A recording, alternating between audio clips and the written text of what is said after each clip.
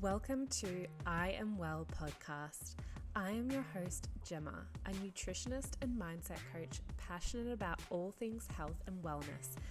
I'm going to take you on a journey to discovering what health means for you and how to create a life you love living. I'm on a mission to uplift those who feel overwhelmed with what it means to be healthy, reminding you, my listeners, that nutrition is only one aspect of health, and empower you to live your best life on your terms. Let's get to it.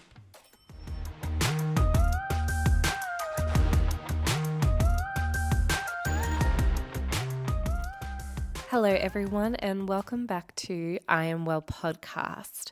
I hope everyone is having or has had an amazing week. We are at the end of our week now.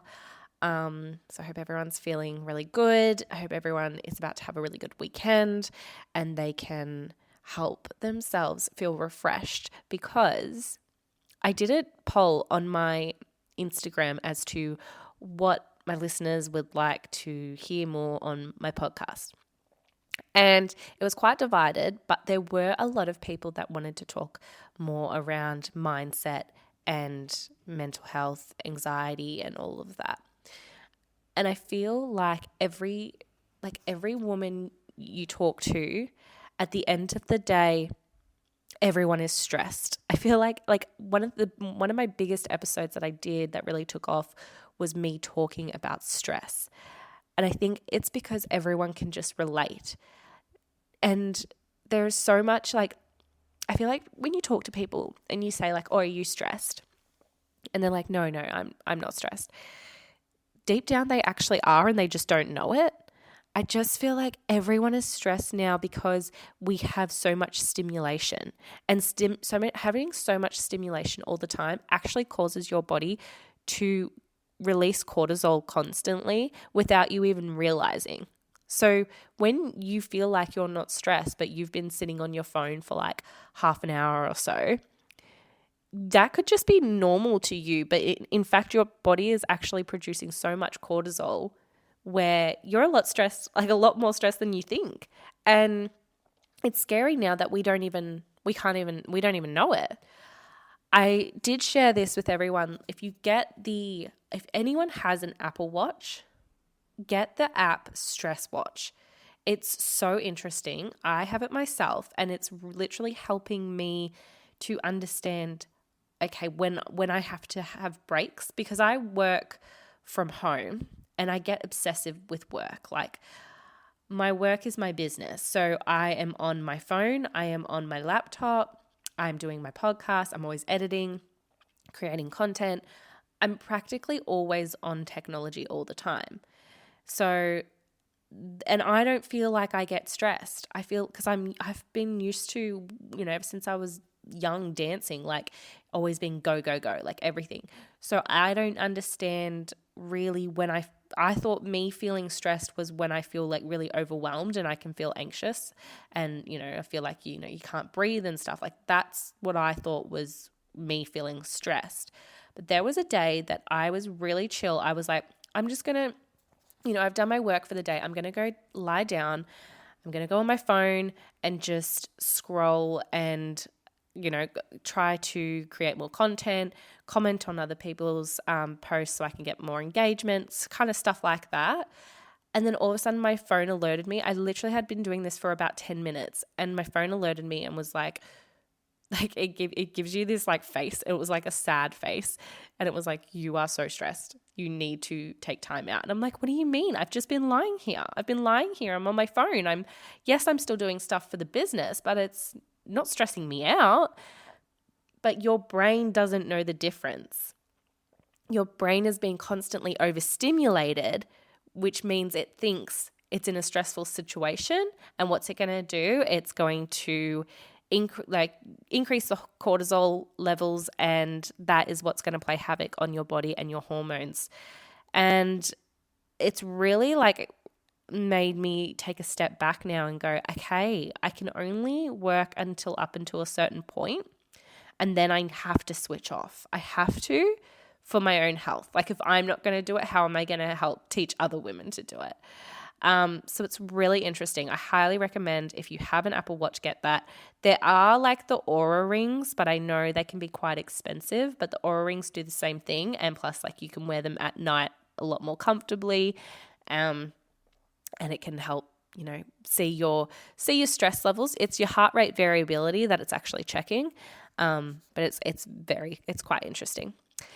So in talking with that, I just wanted to I thought today's topic, let's talk all about women's hormones and health around that. I know I've gone into a bit of this, and I know everyone knows that I love fasting, and I love fasting to my hormonal cycle. So I've done I'm doing a course on women's cycles. I'm reading a book about it. I'm literally like hosting a wellness retreat on it. I've got my balance group program coming up, which is all about it too. So I'm just like, you know what? I'm going to take a little bit of one of my teachings within the balance group program, and I'm going to teach a little bit of it today. Like, this is like what is this? I think this is like module 6. So this actually goes for an hour, so I'm only going to be talking half of it, obviously, because I don't want it to go on forever. But at least you can kind of get a little snippet of what the balance program, what I'm kind of teaching, what I'm kind of all about. So let's talk about women's hormones first. Something that I actually learnt, and I think I talked a little bit about it, is brain pruning for women. This has been discovered by Dr. Lisa Mosconi, who is a neuroscientist. And it's just fascinating what our brains do as women. Like, when men grow up, they go through puberty, right? But there's nothing too dramatic after that in their lifetime that happens where they have to have a big brain pruning session. And brain pruning, I mean like your brain changes, like it sheds off certain parts and uses other parts instead. So when we go through puberty, this is like the first one, that's a brain pruning happening in itself. It's like it's no longer using a certain parts of your brain that help you, learn, like when you're trying to like learn how to talk and learn how to walk and run and do all that stuff. It's like, okay, we don't need to use that part anymore. We need to switch you over into adulthood so that, and this is for women, so that technically you're ready to start having babies. You're ready to start being fertile. So that's why the brain needs to change, because it needs you to go into more of like an adult mode. So this is why we can feel all the emotions during puberty. It can be quite like full on, a big slap in the face, because it's like you were still a child, and then all of a sudden it happens quite drastically and dramatically, where you're going through all these changes hormonally, and it also changes your brain. Your brain needs to be able to cope more, be able to make more decisions, be able to be a bit more confident, because it's getting you ready to become a mum. And I know we all went some kids were going through puberty, in their teens. I've even heard of some kids going through it so early now, which is sad, due to just toxic environments and stuff, which is actually what Gabby, she's on my podcast, and she'll be coming out with the episode. She talks about that. But anyway, doesn't mean that you're actually going to have a baby at that point, but your brain and your body, it's preparing you for. So that's the first part of when you first go through brain pruning. The second one is at when postnatal. So when you have a baby and you've given birth, your brain actually stops using the analytical thinking, a little bit of the analytical thinking part. It kind of sheds a bit of that away so that you can use this other part, which really heightens your intuition, so that you're able to talk to your baby when your baby can't speak. That's why we have those gut instincts if you're a mom and you've had kids,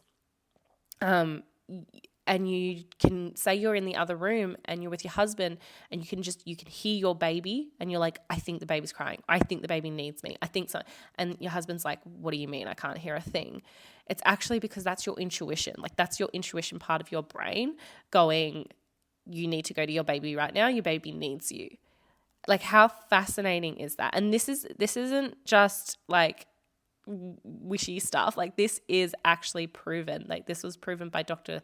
Lisa Mosconi. Like they've literally took scans of the brain and they've seen this happen.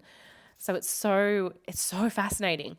And then the third one is going through menopause. And if anyone wants to hear more about this, I highly recommend listening to the Resetter podcast by Dr. Mindy Pels and Dr. Lisa Mosconi. They talk together on this, and Lisa kind of goes through all of her discoveries. She also has books out, so you can look at her books otherwise. But this was really fascinating because over time we've always been told like Charles Darwin, survival of the fittest, evolution. Whereas like for women, this is not actually so, but it's just because we haven't done as many tests on women. It's always been done on men. So it's always been like, oh, well, as men get older, yeah, they're not going to be as fit. You know, I think someone said like that went on the podcast, they said, well, we're not supposed to survive that long anyway, you know. So they were basically saying as you get older, you're kind of less important because you're deteriorating. And that's what I think like we all have in our mindset. Like we all think like as we get older, we're not as superior to like the rest of the population. Like we don't matter as much and your prime time is now. Whereas there's new studies that have come out and I really highly recommend you all to search this, but it's called the grandmother effect, where your brain is actually pruning again after menopause because it's shedding the part where you feel really emotional or you feel really low in confidence, the parts where, you know, you're unsure of yourself. It sheds those parts and you become like a leader, and it's using the parts where you're more confident, you're got more motivation and active. Now I know this isn't for everyone because when it comes down to using this power of the brain, it also comes down to the sort of lifestyle that you're living. Like we need to make sure that you're eating whole foods and even leaning into fast and stuff because ketones are so powerful for women going through menopause. That's where you're really going to get the huge benefits of this brain pruning. But technically, this is what happens is because, and if everything in history has like taught us, if you go to any like tribe or anything, it's always as the woman, they're older, they're always the one that's then helping out the younger ones having babies. They're now the ones that are helping forage for food.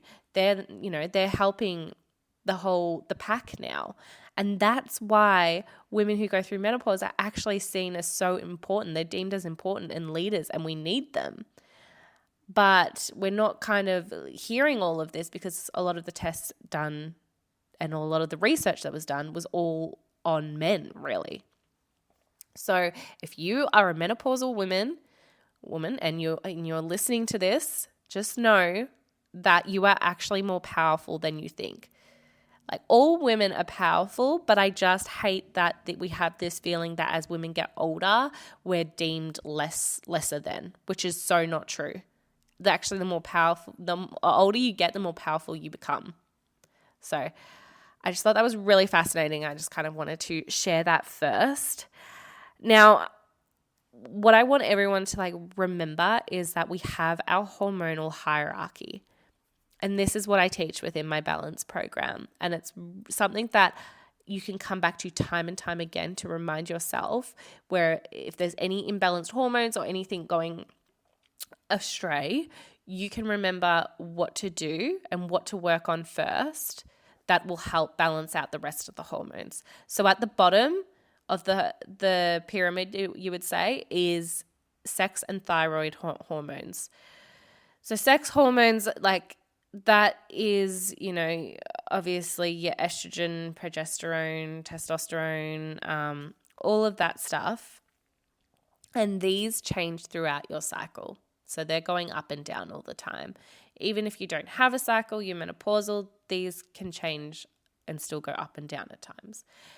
And then on that same level is your thyroid hormones. These don't change. So these are always the same throughout your cycle. Up from that is insulin. And insulin is what we want to balance first before your sex and thyroid hormones, because if you balance insulin, it's going to help balance your sex and thyroid hormones. You get how I'm going with this? Like, as the more we go up, the more that if you work on that hormone, it's going to help the rest below. So insulin is like, working on your blood sugar levels, trying to make sure that we get you back to being insulin sensitive rather than insulin resistant. And insulin resistant is where your body's just been bombarded with so much glucose that it doesn't know what to do with. It's producing so much insulin that now your cells aren't even responding to that insulin anymore. That's how you become insulin resistant. And then above that is cortisol. So cortisol, as I was saying, like with stress, how important it is to work on this, because cortisol is higher than insulin and your sex and thyroid hormones. So if you can work really well and really define your cortisol and make sure you're on top of it and it's not getting out of control, it can help balance your insulin and help balance your sex and thyroid hormones. So cortisol is very, very high, and this is why we keep forgetting what can happen with cortisol, but we keep thinking like it's just when something stressful happens. But as I said, it could literally just be you lying down scrolling on your phone that's creating cortisol. And then above that is oxytocin. So oxytocin is the hierarchy. It's the highest one of all the other hormones. Oxytocin is like the happy hormone, what we get when we get a hug from someone, when someone tells us that we love them, when we tell someone else that we love them, we're producing oxytocin. These little bursts of like little things that we do, like even just patting our dog, can produce oxytocin. And it may only last for like 2 minutes, but that's why you have to get as much in of this as you can throughout your day. The more oxytocin you have, the more it's going to balance your cortisol, it's going to balance your insulin, and it's going to balance your sex and thyroid hormones. And it sounds so simple, but in this day and age, women, we try so hard to prove ourselves, and it's always go, go, go. If you become a mum, it's always about, it's very stressful becoming a mum, because it's hard to deem what's right in society. Do you work as a mum? Do you stay home as a mum? Are you working too much? Are you not working enough? Are you being a mum that's making sure that your kids are getting the best life possible so that they end up, later on in life succeeding? Or are you disciplining them too much? Like, there is so much pressure on a mum compared to on a dad. Like, a dad could literally like go and change the nappy and someone will be like, oh my God, they're such a good dad. And you're like, what do you mean? Like, how come I don't get praise when I change the nappy? Like, if you, I'm sorry, like, I hate to like, I don't want to bring men down. That's not the point of this. But if we really like are being realistic about it, how many times like have you like seen that men get praised for doing simple things for their kids, whereas women have to work a lot harder to be like, oh wow, she's so good. Like, it's like a woman has to have a really successful job and also be there for her kids 24/7. Like, just as women, we just put a lot of pressure on ourselves. And unfortunately, like, I've seen we do it to each other. Like, I've seen like the comments on social media and stuff like that where women are like, well, if you didn't want, if you couldn't afford kids, you shouldn't have had them and stuff like that. And it's just awful. I'm like, why do women do this to each other? But not all women. And then that's why I'm creating the Balance program, because I really want to create these communities of women where we're banding together and we're uplifting each other. because that's what we need. We need that oxytocin. The more oxytocin we get, the more everything else balances, and we forget this as women. Like we've got to stop trying to compete with each other. That's not, women thrive when we're in community and when we're supporting one another. We don't want to put each other down. That's more chance of us all, having imbalanced hormones.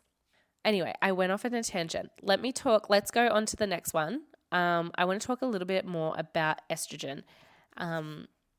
Because I didn't know this for myself, and I know how many women out there probably wouldn't know this for themselves either.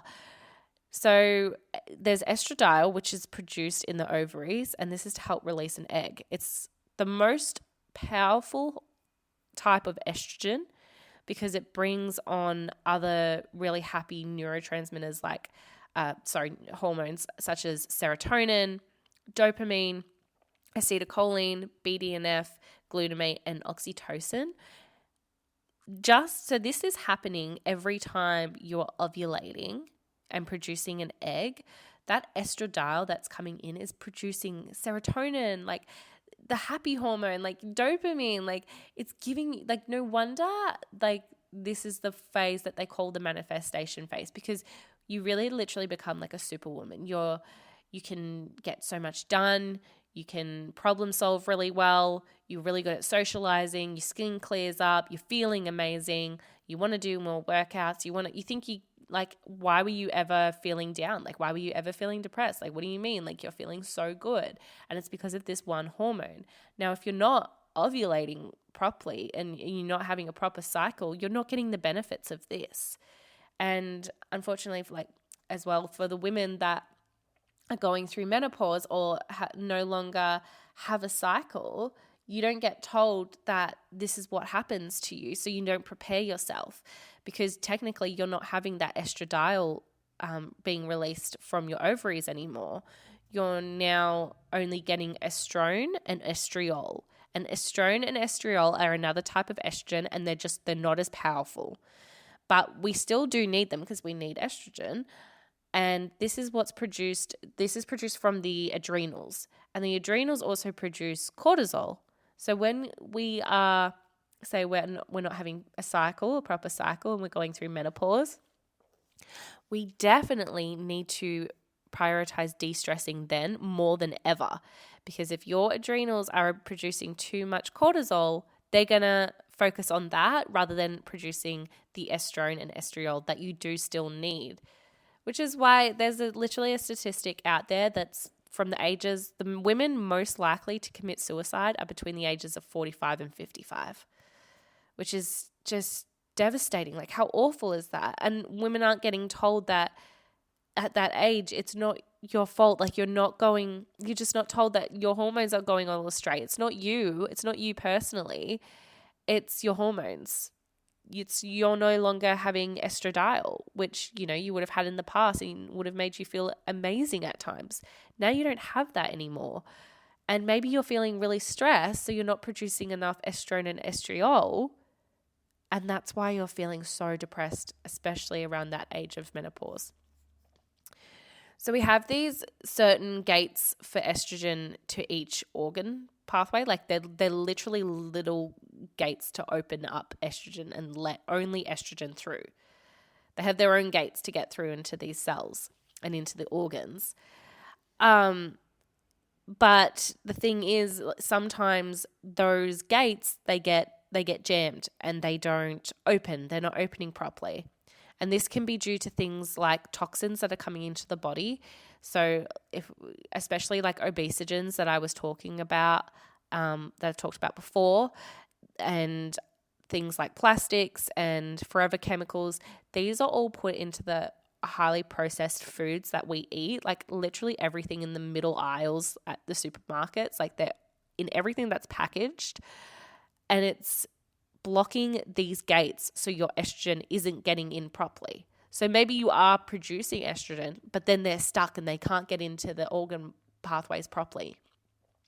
So this is why it comes down to what we eat as well. And we really need, especially if you are someone who is supposed to be having a regular cycle, or you're someone who is supposed to be ovulating, but you're not ovulating, you're not producing estrogen, this more than ever, you need to focus on bringing in more whole foods, eating more whole foods rather than those ultra processed foods, because unfortunately your body could be inundated with these toxins that are blocking these gates that the estrogen needs to get in.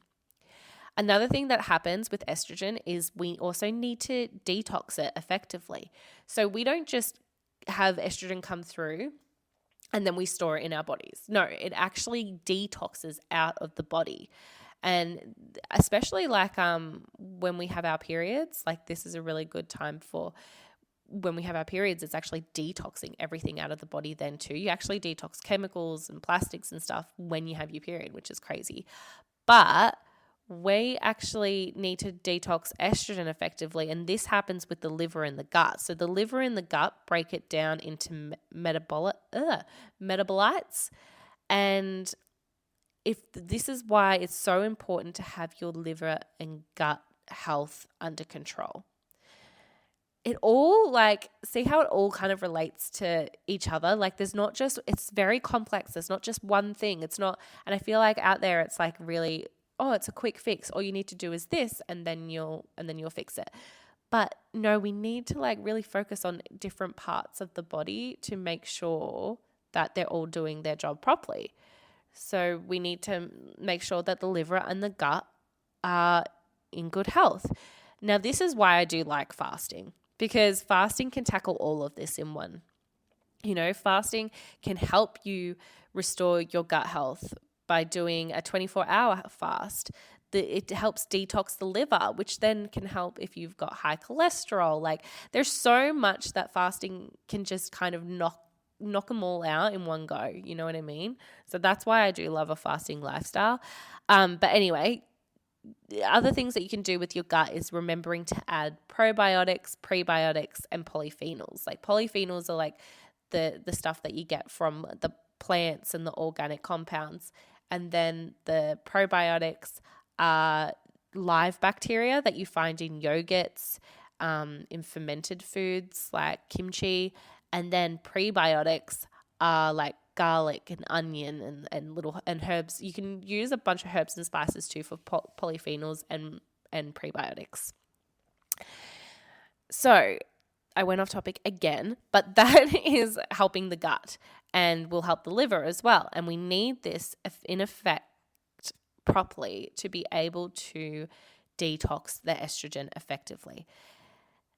Otherwise, what happens is we have different types of estrogen throughout the body. So we have protective estrogen, we get toxic estrogen, that this is the one that's not being detoxed properly, and over time, our body stores it as fat, but over time, if it keeps building up, it can build up to something like cancer. So that's why we have to be really careful and make sure that we are detoxing estrogen properly. Yeah, and I need a good reminder is that estrogen also thrives on low insulin and low glucose too. It copes fine with stress. So this is why during when you're trying to build up estrogen during that phase, you can actually lean into longer fasts, because I know fasts can stir up cortisol, but estrogen is actually fine with cortisol and it copes just fine. And it thrives on low insulin and low glucose. So meaning you don't want to eat a lot of high carbs here, and you don't want to have too much glucose coming through the body, because it needs you to become more insulin sensitive, and then that's how it thrives. Whereas progesterone, which I'll go into that now, this is the hormone that needs more nature's carbs, needs more stuff like quinoa and sweet potato and all that stuff. This is what it thrives on. Whereas estrogen's the opposite. And progesterone also doesn't like stress. So it does not like it when you're stressed, which is why you shouldn't do long fasts when you're before your period, because that is the time that you're trying to build up progesterone. And the more stress that you have, the more it will prioritize cortisol over progesterone. So that's a big difference that I think we should really try to remember as women, is that estrogen is fine with stress, but progesterone, this is the time you really need to chill out. Progesterone is the chill and calm hormone. It stimulates GABA, which makes you want to internalize and just rest. It makes you just want to go inwards. You don't want to be out and about. You don't want to socialize. And that is okay. It is okay to say no. I think like we need to remember that as women. If you are someone that is highly busy and you're always on the go and you've got so many plans with so many different people, I want you to look at your schedule and I want you to look at your cycle and try to match it up to that, because it is important. It is so important. Like this isn't some little self-care thing. No, this is you trying to prevent illness and disease in the future for yourself. This is trying to make sure that you have a long life that is healthy and good quality. So you need to look at your cycle and go, okay, I'm coming up the week before my period. So that week, I'm actually not going to go out, 3 times over the weekend to go meet up with 3 different friends. That's just too much for me. Instead, I'll reschedule them to the week after where I'm building up estrogen and I'm feeling a little bit better. Because progesterone, it wants you to chill out. That's literally what it's screaming at you. And if you don't chill out in this phase, you're actually going to struggle more when you have your period. You're going to feel so deflated, so stressed, worn out, tired. You could have more bleeding. You could have more cramps. So that's why it's so important to prioritize calm and de-stressing when you're building up progesterone, which is the week before your period. As I said, it thrives on glucose and low stress. So during this time, you also want to switch your exercise to doing yoga or walking. And then I'm just going to, the last one I'll talk about is testosterone, because testosterone we don't know enough about for women. Unfortunately, there's been only so many tests done on women. I think there's 2 out there whereas all the tests done on testosterone are all done around men. But we need to remember that having testosterone is actually important. It's more than just libido. It actually helps you with having motivation and drive. And if you're feeling like you never crave working out, you just have lack of motivation, you just can't understand why all the time, it could be because you're actually really low in testosterone and you don't even know. Testosterone only comes in one part of the cycle, which is ovulation. But we do need this because, as I said, it's our motivation and our drive. Foods that are high in testosterone, that are high in zinc will help boost testosterone. Stuff like oysters, if anyone's into oysters. I myself am not. Otherwise, you can use a form of supplement, but for zinc. But unfortunately, that's the most of amount of research that they've done on how to boost testosterone in women. It's just talking about more zinc. If you want to do it through food or supplements. Also, testosterone doesn't do well under stress. So this is why it all comes back to stress. We have this DHEA is what makes the progesterone and makes cortisol. And if we're too stressed, it's actually going to prioritize making cortisol than progesterone, because once again, it thinks you are in fight or flight mode, trying to run away from that tiger. So it's going to prioritize producing cortisol than it will progesterone and testosterone. Sorry. So fasting they found with fasting too that it increases growth hormones in men, and we stop producing growth hormones at around the age of 30, which means that's when our testosterone starts to decline. Unfortunately, this study was only done on men, but we're still going off it at the moment to say that, okay, it looks like fasting may help boost testosterone, but we're only 100% sure of that in men, not 100% sure of that in women. Hopefully, after time, we're going to have more research done on women's health.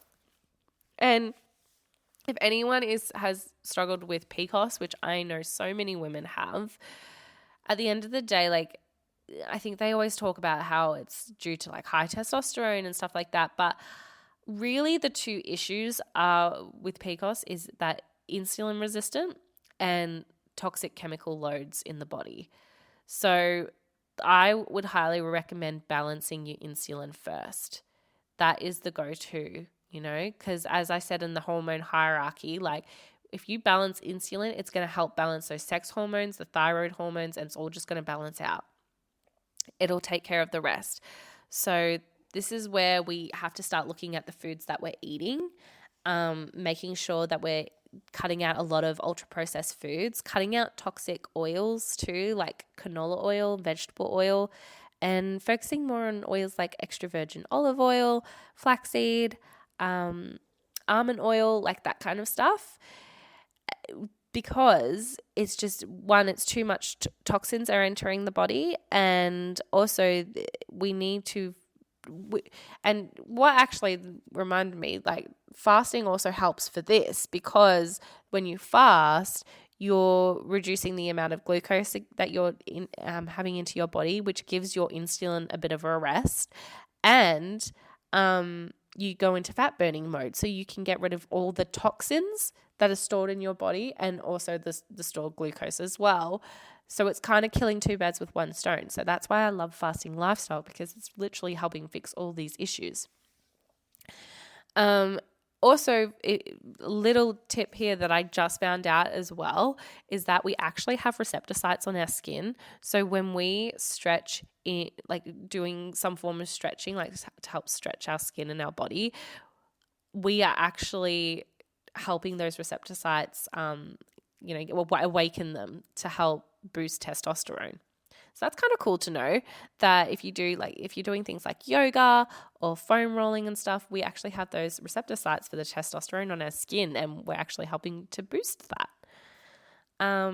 So yeah, like that is just a rough overview of the hormones and the hormone hierarchy, which I want everyone to kind of remember and go back to, that can really help to balance out everything within the body, really. And this is going to work perfectly for the women that are having irregular cycles, that are, struggling with PCOS, infertility, to remember this. And I feel like deep down, above all, it's trying to reduce stress. I actually feel like cortisol, it just makes sense. Like cortisol is being such an issue, and I do feel like nowadays we are producing too much in our bodies just because we're always overstimulated. And everyone wants a dopamine hit now, and because they're getting dopamine hits all the time. So it's trying to reset that, to go back to a normal baseline, which back in the day, like it wouldn't be as high as what it is for everyone today. But yes, so this is literally a little snippet of what I'm teaching within the Balance program.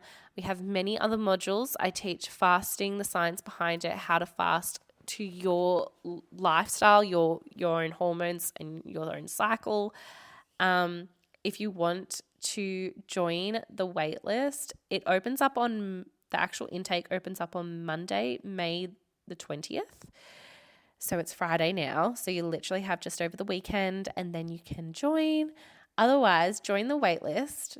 This waitlist is only open until over the weekend, until sign-ups open May. And when you join the waitlist, I will put you into our exclusive Facebook group, where you will have access to see all the other women going through the programs, and then you'll also see me give you, additional information.